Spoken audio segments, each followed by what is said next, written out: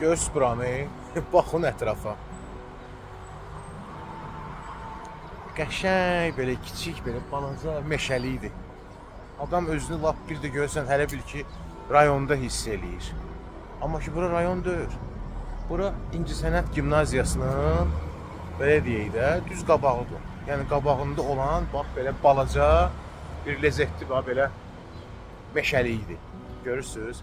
Onu da deyim sizə ki, mənim yadımdadır. Bu 90'larda ki, bu Qarabağ məsələsi başladı ya.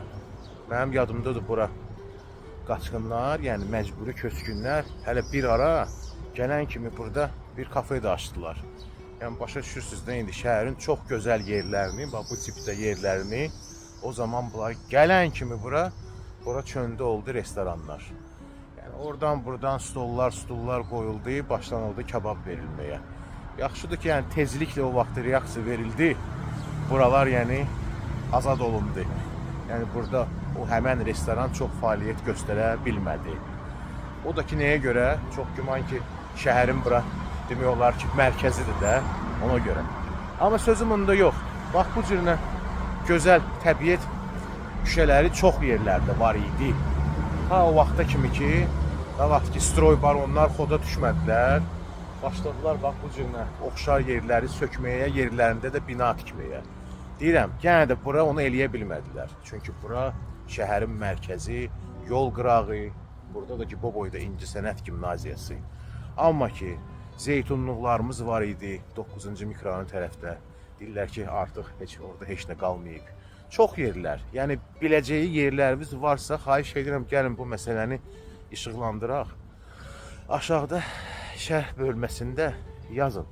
Yazın ki, bax bu cürlə gözəl yerlər, bu cürlə gözəl küçələr, belə əməlli başlı ağaclıqlar haralarda var idi və sonra onları nə günlərə qoydular. Yəni kesib dağıtdılar.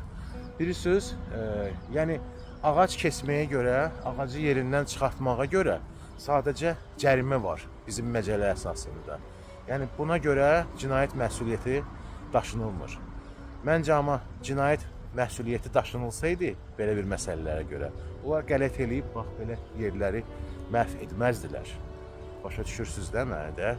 Yəni, sadəcə belə binanı, necə deyərlər, hansısa binanı planlaşdıranda tikintiyə, onlar bu ağacların da pulunu hesablayırlar. Yəni ki, bed ayağında tutulsaq, sadəcə pulunu verəcəyik.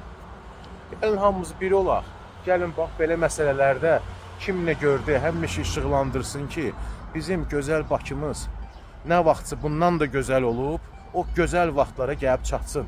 Çünki hər bir şəhərin gözəlliyi onun yaşıllığındadır.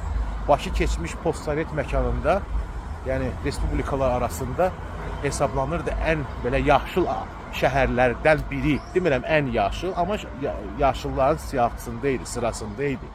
Gəlin o məsələni yenidən qaytaraq. Bu qədər. Sabahınız xeyir olsun. Qəlbdən qəlbə.